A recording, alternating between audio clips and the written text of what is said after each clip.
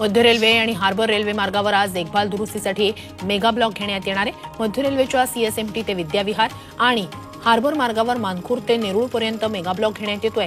सकाळी 11 ते 4:15 वाजेपर्यंत मेगा ब्लॉक असेल। आज विरार ते सुरत दरम्यानही विशेष ब्लॉक घेण्यात येतोय। मिशन रफ्तार प्रकल्पांतर्गत मुंबई सूरत वडोदरा दिल्ली आणि मुंबई वडोदरा अहमदाबाद या विभागांवर ताशी 160 किलोमीटर वेगानं रेल्वे गाड्या धावण्यावर लक्ष केंद्रित करण्यात आलंय। त्यामुळे सकाळी 9:10 ते 10:30 वाजेपर्यंत हा विशेष ब्लॉक घेण्यात येणार आहे। याचा परिणाम काही लोकल आणि रेल्वे गाड्यांवर होणार आहे। डोंबिवली शिळफाटा रस्ता आज अवजड वाहनांसाठी बंद असणार आहे। रात्री 11 वाजेपर्यंत इथली वाहतूक आज बंद असेल। कल्याण शिळफाटा रस्त्यावरील प्रीमियर मैदानात आज शासन आपले दारी कार्यक्रम होतोय, त्यामुळे वाहतूक विभागानं या रस्त्यावरची जड आणि अवजड वाहतूक बंद ठेवली आहे। सुवर्णनगरी जळगाव अमृत नोनी आर्थो प्लस, ये एक प्रूवन फॉर्मूला। इसमें मौजूद नोनी फल के गुण और आयुर्वेदिक जड़ी बूटियां शरीर को जरूरी पोषक तत्व देने के साथ साथ हड्डियों और जोड़ों के घिसने, उनमें होने वाले सूजन और दर्द को रोकने में मदद करता है। दर्द मुक्त जीवन के लिए अमृत नोनी आर्थो प्लस मध्ये गेल्या 24 तासात सोन्याच्या दरात तब्बल 1000 रुपयांनी वाढ झाली आहे। त्यामुळे सोन्याचा भाव जीएसटी सह 65,400 रुपये इतका झालाय।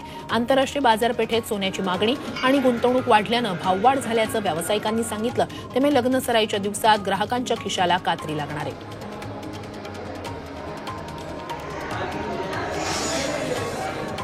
पुण्यात दिव्यांगांची युनिक कार्ड समाज कल्याण विभागानं कचऱ्यात फेकल्याची बातमी झी 24 तासनं दाखवली होती। त्यानंतर पुणे जिल्हा परिषदेला जाग आली आहे। झेडपीच्या समाज कल्याण विभागानं या संदर्भात चौकशी समिती तयार केली आहे, तर या प्रकरणी तत्कालीन जिल्हा समाज कल्याण अधिकाऱ्यांवर कारवाईची मागणी करण्यात आली आहे। केंद्र सरकारनं अंशतः कांदा निर्यात बंदी उठवल्यानं शेतकऱ्यांमधील असंतोष वाढलाय। कांदा उत्पादकांच्या व्यथा मांडण्यासाठी कांदा रथ काढण्यात आलाय। नाशिकच्या सटाण्यातून निघालेला हा रथ देवळा तालुक्यात पोहोचलाय। सटाण्यातील व्यंगचित्रकार किरण मोरे आणि शेतकरी संघटनेनं हा चित्ररथ तयार केलाय। एकीकडे राज्यात उकाडा वाढत चाललाय, त्यातच राज्यातल्या काही विभागात पुढचे 2 दिवस पुन्हा अवकाळी पावसाची शक्यता भारतीय हवामान विभागानं वर्तवली आहे। विदर्भ मराठवाड्यातल्या अनेक जिल्ह्यात गारपिटीसह पावसाचा अंदाज वर्तवला गेलाय।